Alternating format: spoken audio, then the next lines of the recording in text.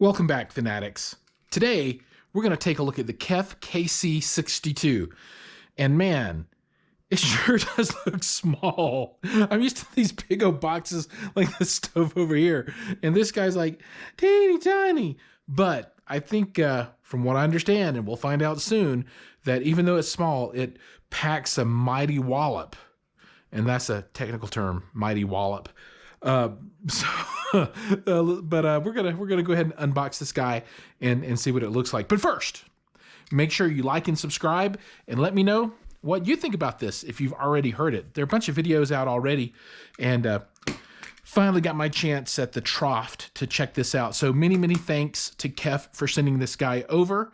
And you know, as we open this up, this is interesting because, you know, the cones are like on each side of the box, and there's like a shared magnet structure on the inside, and they call that the Unicore technology. So it's not like it's two complete independent subs in there, but it's like a two-headed subwoofer, right?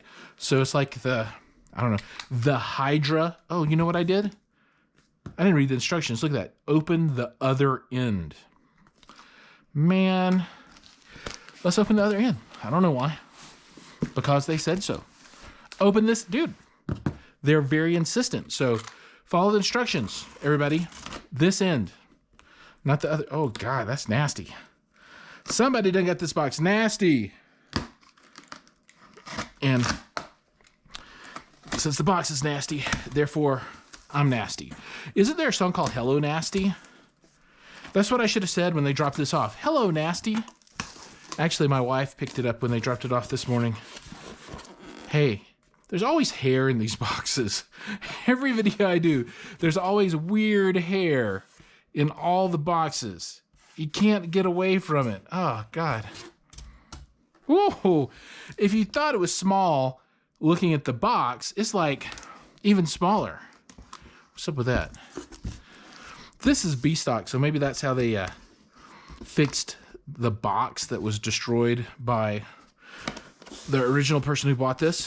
All right, we've got this that opens up here, I guess. I'm guessing this is power. Power, and a unused twist tie, and high level inputs, I guess, adapter, which I don't plan to use. Hi-fi people, take note, you got one.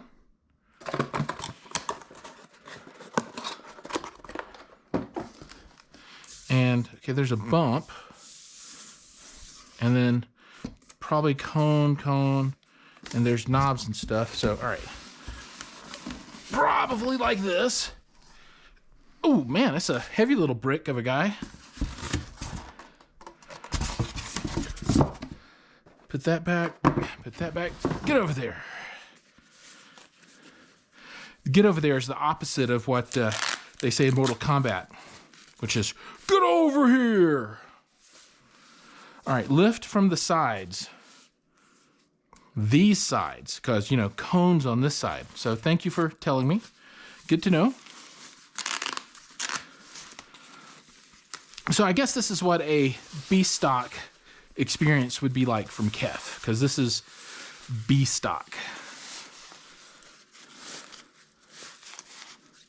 Oh, it's nasty. Whoever had this before was nasty. Hello, nasty.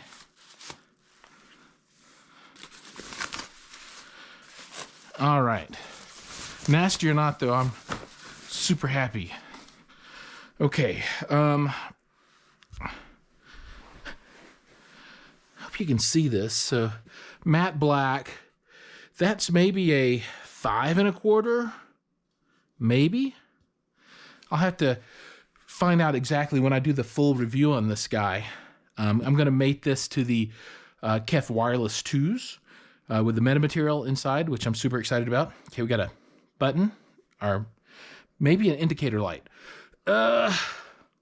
Unicore technology, driver, and then stuff on the back. So I'm going to swap you out from on the head, take you down, and let's take a look and see what's going on here up close. All right.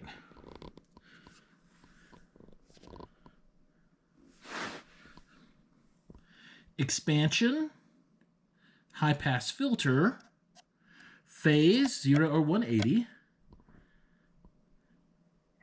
EQ of room, wall, corner, cabinet, or apartment, mode manual or LFE. So I guess manual would activate the crossover, which looks like it goes from 40 to 140. You got volume at the bottom, power. I was going to say I/O. Power port, GND lift. You know, I thought I knew most of what would be on the back of a subwoofer, but honestly, I have no freaking idea what GND lift is. And it's something obvious, I'm sure, but I have no idea. No clue.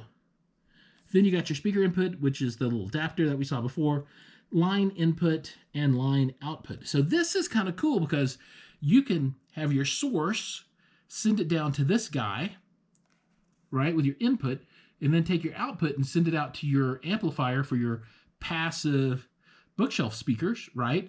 Now, what we need to figure out is if this crossover actually sends high and low. You know, does it send the low here and then the high out the line output, or is this full range? That's interesting. Now the knobs have a really nice twist. They're clicky on the inside, are bumpy maybe I'd say, because you can feel them bump, bump, bump, bump, but you don't hear anything. Same on the volume. Very nice. Okay, so that's what we've got, ladies and gentlemen, on the KC62 from KEF. Full review coming here pretty soon. Hope the unboxing has been as good for you as it was for me, and it was good for me. So, as always, thanks for watching. Make sure to like and subscribe, and I'll see you guys in the next one.